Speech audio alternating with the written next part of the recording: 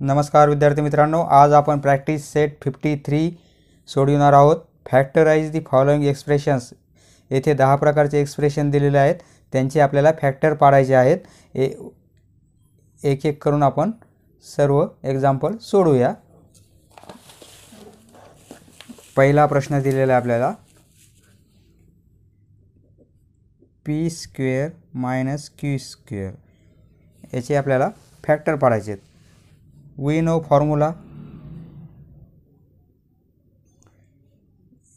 a² - b² equal to एका ब्रॅकेटमध्ये a plus b आणि सेकंड ब्रॅकेटमध्ये a - b। हा फॉर्म्युला येथे जर अप्लाय केला आपण तर कसं होईल, p प्लस q एका ब्रॅकेटमध्ये येईल आणि दुसऱ्या ब्रॅकेटमध्ये p - q, बरोबर आहे। दुसरं क्वेश्चन आहे आपला, 4x² - 25y²। आता ह्या एक्सप्रेशनला आपल्याला या फॉर्ममध्ये कन्वर्ट करायचं आहे।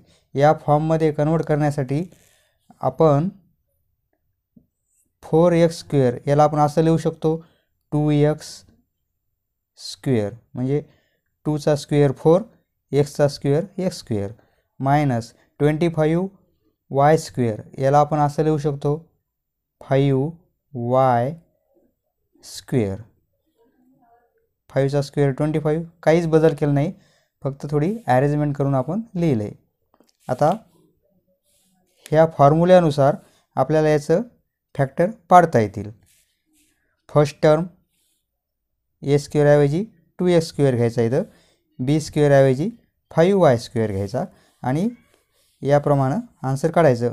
मग कसं होईल, 2x प्लस 5y आणि second bracket 2x minus 5y झालं। याप्रमाणे कन्वर्ट, हा फॉर्म्युला इथे अप्लाय केला आपण। हे झालं आपलं दुसऱ्याचं फॅक्टर। दुसऱ्या एक्सप्रेशनचे फॅक्टर पाडले आपण। तिसरं एक्सप्रेशन दिलेलं आहे आपल्याला, y² - 4। y² - 4 याला आपण असं लिहू शकतो, y²। 4ला आपण 2 चा स्क्वेअर लिहू शकतो, बरोबर आहे। झालं, या टाईपमध्ये आपलं हे एक्सप्रेशन झालेलं आहे। त्याप्रमाणे हे सोडवायचं, इक्वल टू एका ब्रॅकेटमध्ये y प्लस 2 आणि सेकंड ब्रॅकेटमध्ये y - 2। सिंपल झालं। चौथं एक्सप्रेशन दिलेलं आहे आपल्याला, p² - 1/25 हे एक्सप्रेशन दिलेलं आहे। याला आपण असं लिहू शकतो, p² as it is minus 1/25 म्हणजे 1/5 होल स्क्वेअर असं लिहू शकतो आपण। 5 चा स्क्वेअर 25, 1 चा स्क्वेअर 1, फक्त या फॉर्ममध्ये लिहिला आपण। झाला आपला फॉर्म्युला आपल्याला इथे अप्लाय करता येईल, a² minus b² equal to a plus b a minus b। हा फॉर्म्युला इथे आपण अप्लाय करू, म्हणजे p प्लस 1/5 एका ब्रॅकेटमध्ये येईल, तर दुसऱ्या ब्रॅकेटमध्ये p मायनस 1/5 हे झाले आपले फॅक्टर। पाचवं एक्सप्रेशन दिलेलं आहे आपल्याला, 9x² - 1/16y²। 9x² याला आपण असं लिहू शकतो, 3x आणि स्क्वेअर मायनस 1/16 याला आपण असं लिहू शकतो, 1/4 आणि y पूर्ण होल स्क्वेअर।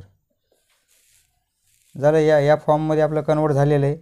तर आता मग काय येईल, 3x प्लस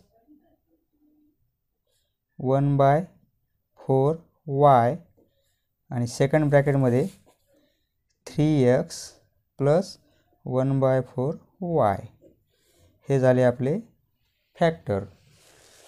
6वा प्रश्न सोडवू आपण.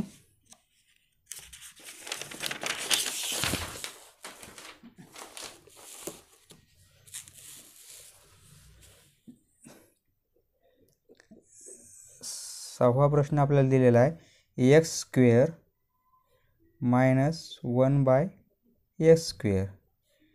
किती सोपं आहे. X square as it is minus 1/x याला आपण असं लिहू शकतो. 1/x² असंही लिहू शकतो आपण, कारण 1चा स्क्वेअर 1 आणि एक्सचा स्क्वेअर x². झालं, आपल्या फॉर्ममध्ये झालेलं आहे.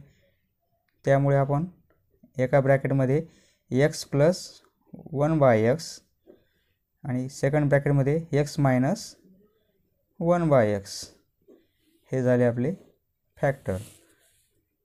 7th एक्सप्रेशन आपलं दिलेलं आहे a² b minus ab.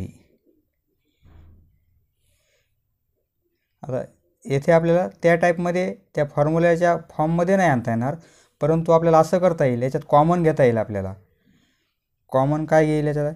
a² आहे इथं a आहे म्हणजे इथं कॉमन येणारच, आणि b इथं आहे, b येथे आहे म्हणजे a आणि b हे आपले कॉमन येतील.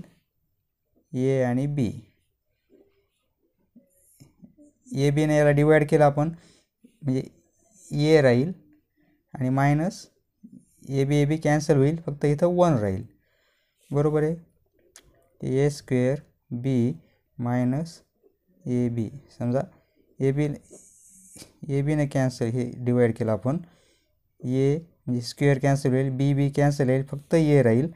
आणि येथे आपण ए बीनं डिवाइड केलं कॅन्सल होईल म्हणजे फक्त 1 राहील, 1 राहील.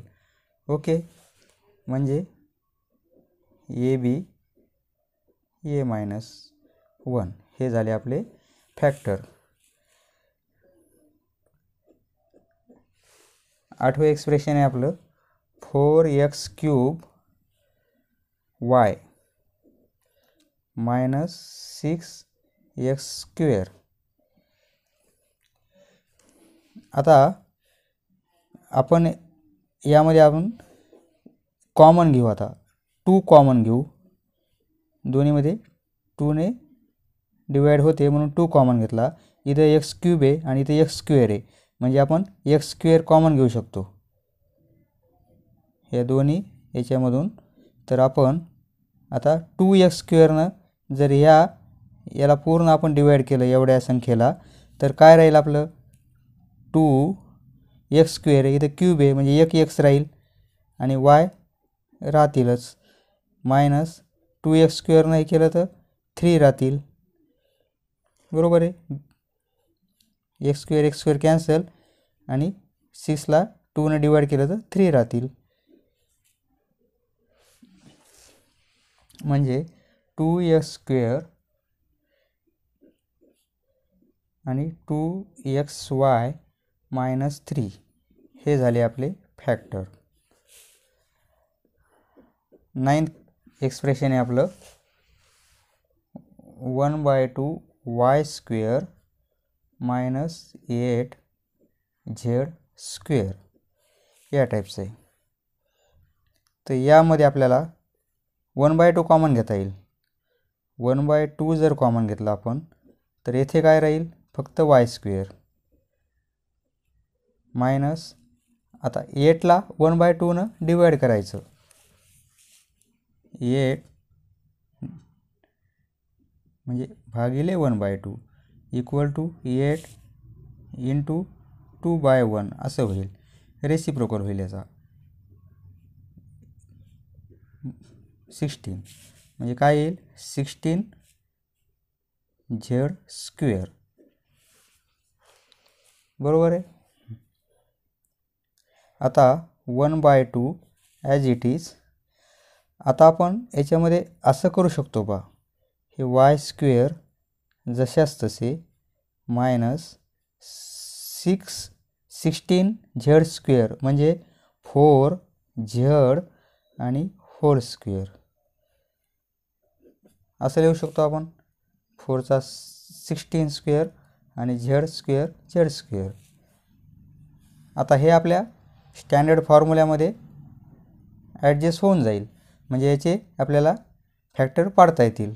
1/2 ॲज इट इज. याचे फॅक्टर काय पडतील मग? y + 4z.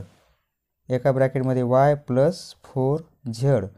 तसंच सेकंड ब्रॅकेटमध्ये काय येईल? y - 4z. y - 4z. इथे कोणता सिम्बॉल नाही आहे, मल्टिप्लिकेशनचा आहे. प्लस मायनस असतं तर हे आपल्याला हे ब्रॅकेट काढला तरी चालतो. हा y + 4z आणि y - 4z हे झाले आपले फॅक्टर.